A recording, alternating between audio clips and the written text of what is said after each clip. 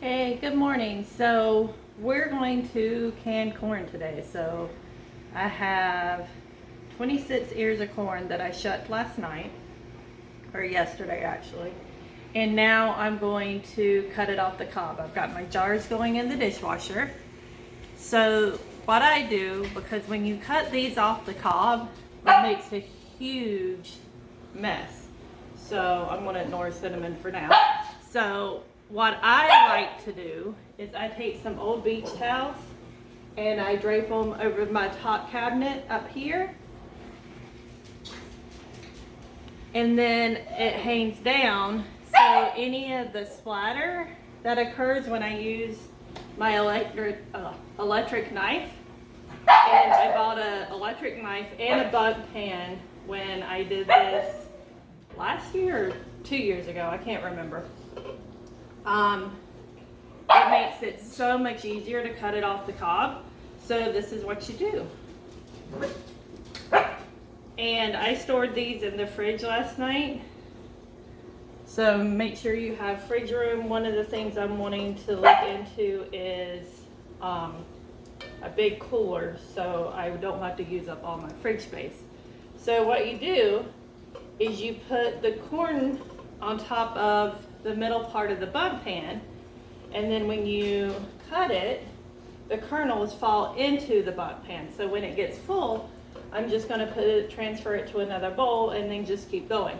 Your leftover corn cobs, they make corn cob jelly. I've never made that, but it's something that you can do with your leftover corn cobs if you don't want to just throw them out. Some people feed them to chickens. I texted one of my friends this morning to see if she wanted them for her chickens. She declined, so I may reach out to the farm that I got these from to see if they want them for their chickens. Who knows? But it's just a way that you can keep from, or just use more and more pieces of the veggies that you are canning. So just cut and try to get as close to the cob as you can, because that's that milky part and it adds lots of flavor. And then you just keep turning.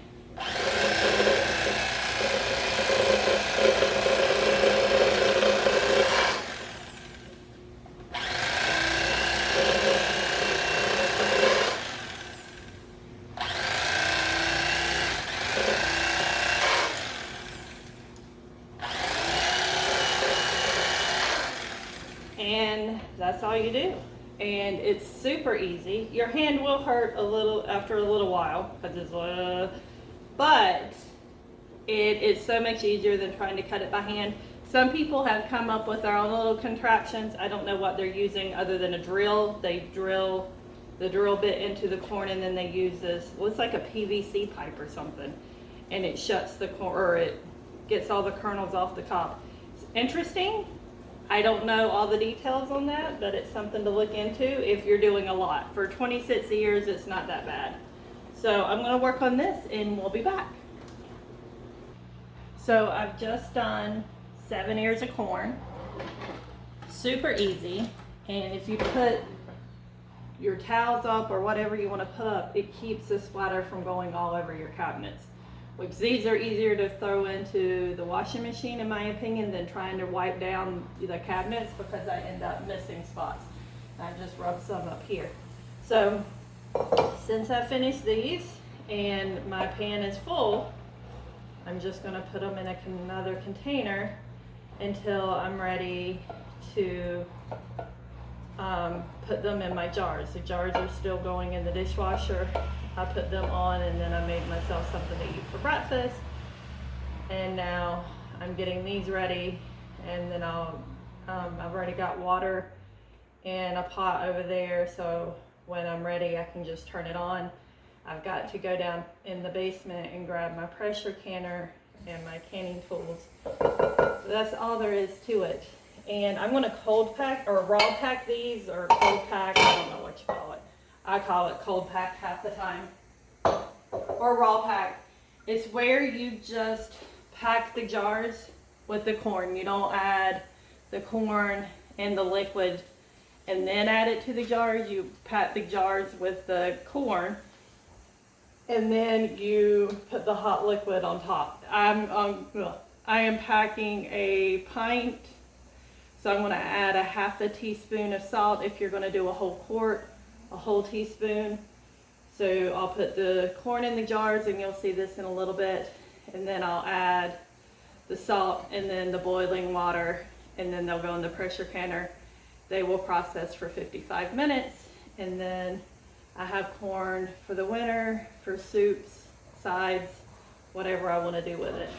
So we will be back. I'll come back when I'm finished with all the ears of corn, and when the jars are ready to process and put the corn and all the other stuff in there.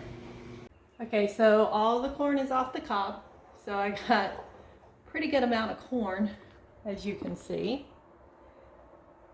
And I just got my pressure canner, and I've got it set over here. I'm going to add the water to it in a second.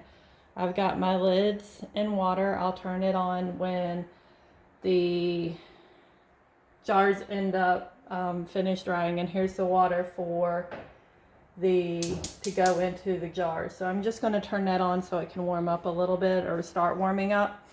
And my canning supplies, I am like totally off today. I did not sleep well last night. My fiance was going into work early this morning, and my boys come home today, so I woke up.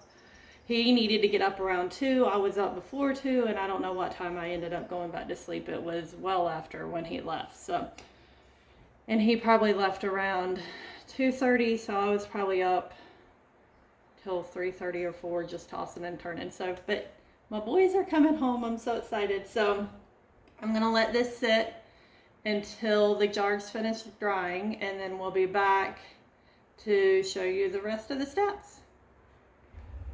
Okay, so the jars are finished. So I'm going to start putting my corn in the jars. I'm going to start taking them out. I try not to take out too many at once because I want them to stay warm as my glasses fog up. So I'll take out 4. I've had my water on probably about medium, so it'll start getting hot. And then here recently, I just turned it up a little bit higher. I turned my pressure canner on low, so I won't be putting hot jars into cold water. So I turned this up to 3 when my jar's finished. So about low, medium, or low. And I've got my lids on low so they can, the rubber seal can start softening. They still say you don't need to do that, but I don't know, I still do it. Old habits die hard, I guess. So I'm going to start filling my jars, and then I'm going to start adding my water, and then lids and bands, and we should be ready to go. So hopefully you can see I don't have my camera guys. That's okay. So a ladle would probably work, but I think this will be easier to scoop it out. So I'm going to leave an inch head space. And when I put my water in, I'm going to take my plastic, I don't know, spatula, air bubble getter outer, I don't know what you call it. So I'm going to use that. Oh, and I just noticed on here there's like a guide on where an inch headspace should be. So I don't know exactly how that works. So I guess here, and then if you see what it should look like. Okay. I like to use the little rings here to give me an idea of where an inch headspace is. Some of the new funnels, I think, have it on the funnel, which I think is really smart. So for now, all I'm doing is just taking the jars, adding my corn, and then once I get the corn in, I'm going to add my salt and then the water. So I'm going to go through and add all the corn first, and then I'll come back when it's time to add the salt and water. Even though you probably don't really need to see it, I'm sure some people do want to see it, so that's what we'll do. Okay, so I ended up with 14 jars. So now what I'm going to do is I took my salt and I put it in a bowl, because to me that's easier than trying to get it out of that big box. This is just canning pickling salt.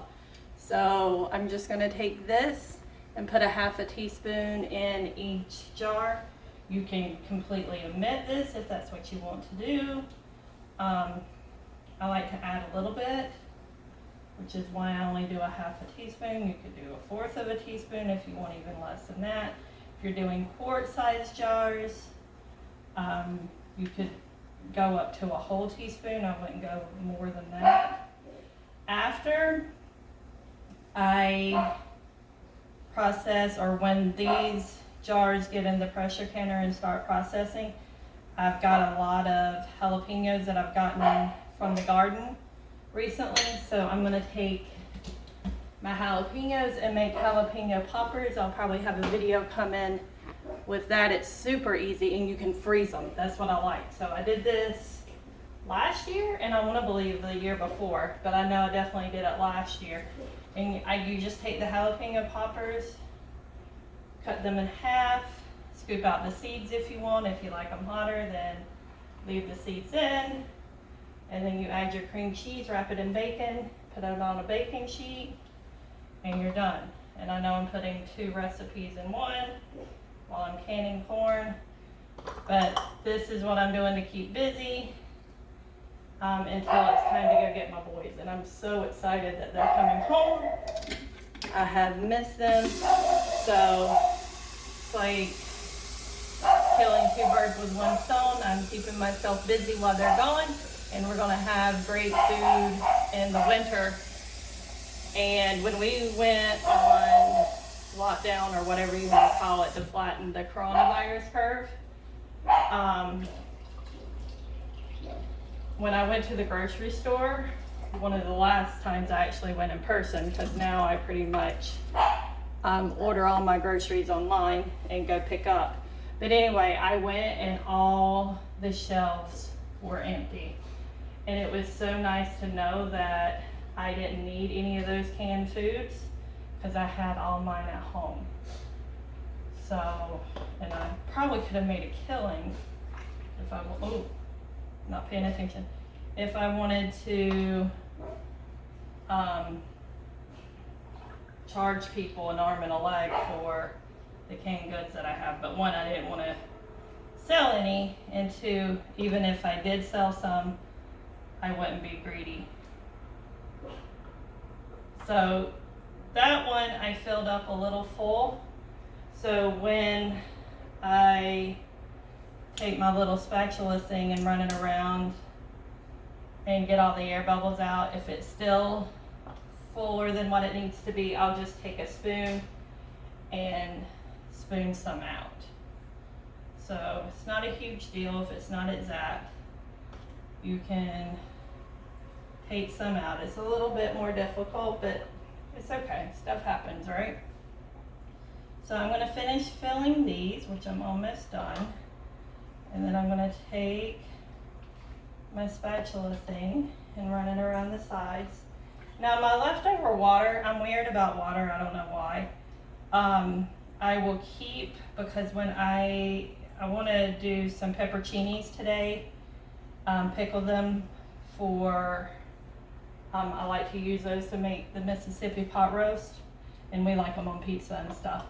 So I'll save that to add to my water bath canner, because I don't need to pressure can pepperoncinis, because it's going to be acidic enough, because it will be in vinegar, or I'll be using vinegar to can it. But anyway, I will use that water for my water bath canner, and then whatever extra I have in my water bath canner, which will be a lot, I let cool off, and then I use to water my flowers.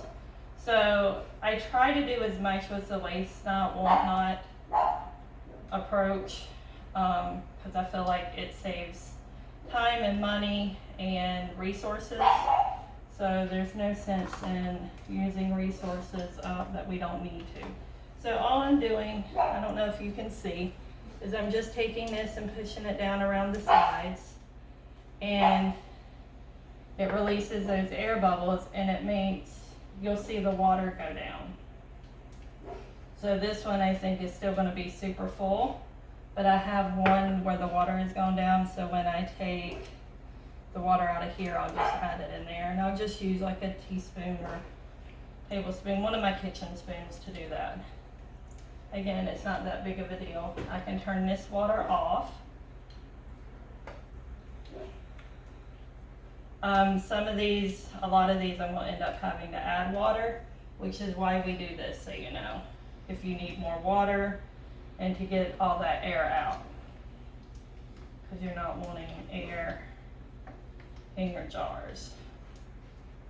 And again, I pressure can my corn, my green beans, all of that type of stuff. There are people who believe you can water bath can it for 3 hours.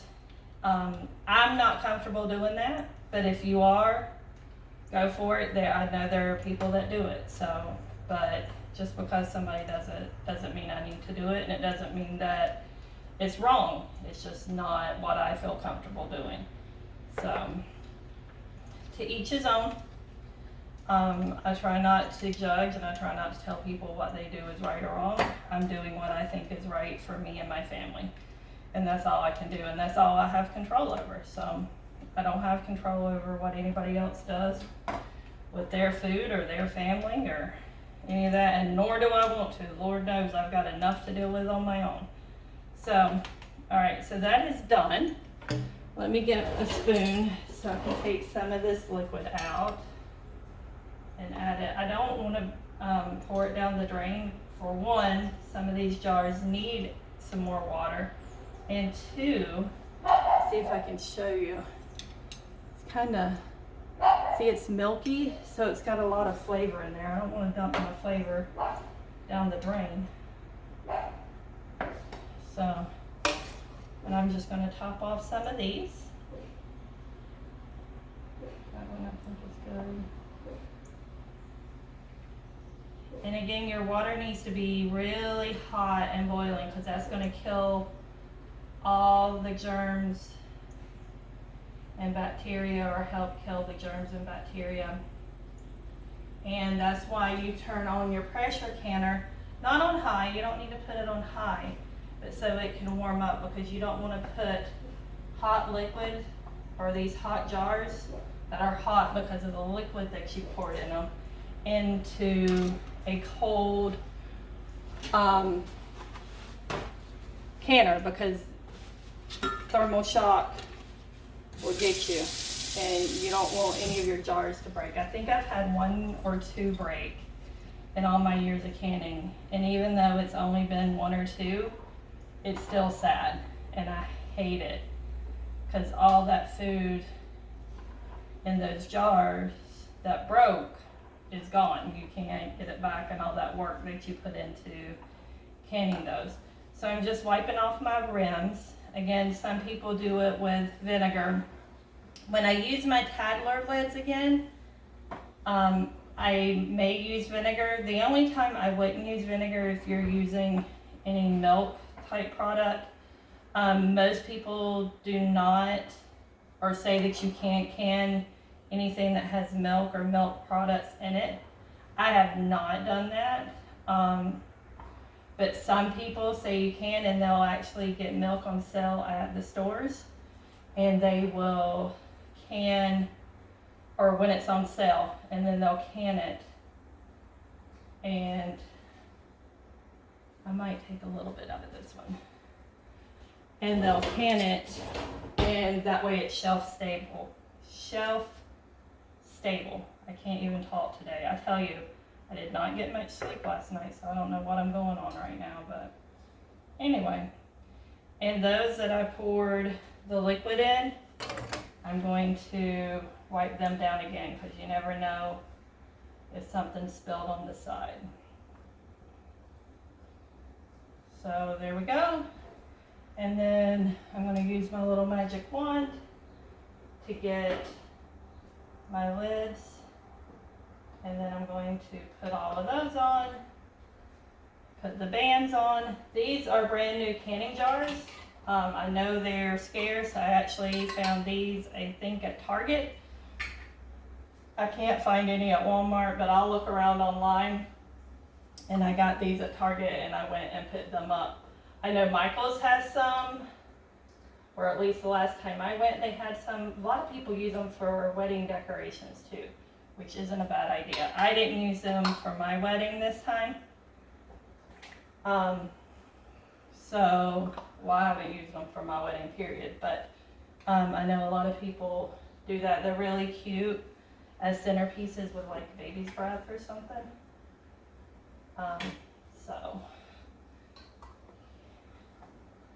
These lids get really hot, and that's why this magic wand is important. You don't want to stick your hand into hot boiling water.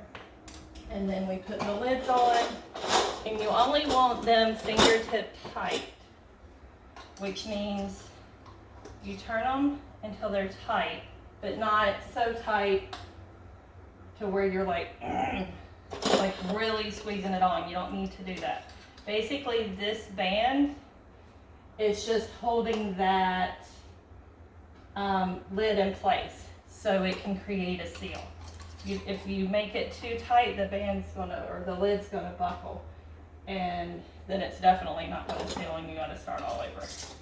So, a lot of people, when they store their jars, when the food's finished processing and after 24 hours, they take the bands off. I leave mine on. They say some people say it can create a false seal, which maybe it can. Knock on wood, I've not had issues with that. But I check my jars after they come out, and I think they've popped. I kind of look to make sure they pop, because you don't want to push down on them and create a false seal. And then after 24 hours before I put them away, I check them again. So I'm going to end up with 2 layers in here, because I can only fit 9 at the bottom of my can. So again, you need a rack. Rack goes in the bottom. It comes with one. I ordered my other rack on Amazon. And the second layer jars, if you're doing pints, you can do 2 layers, or if you're doing half pints, you can do 2 layers. If you're doing quarts, you can only get 1 layer in here. And I can't remember how many quarts fit in. Normally we don't eat enough for quarts, and I like the versatility of pints. I can always use 2 of these if I want a quart. So to me, that's easier than just making quarts, because then you're stuck with all that food where you can just keep it here. So again, I'm going to turn the heat up. My lid goes on. So here's my lid. The instructions are easy. I'll show you. So for my canner, I put in 3 quarts of water, and you have V's that you line up, and then once you line them up, you just twist the lid to lock it into place. You let it vent for 10 minutes, and then once it vents, I'll add this weight to it. And then once it reaches, for my altitude, it's 10 pounds of pressure, then it processes for 55 minutes. Then I turn it off, let it cool, and then it's done. So I'm gonna clean up my few dishes and the things that I'm not using anymore. I'm gonna start making jalapeno poppers, so I'll probably be back with that. And then hopefully making some pepperoncinis. So stay tuned. Don't forget to subscribe and hit the bell for notifications. Have a great day.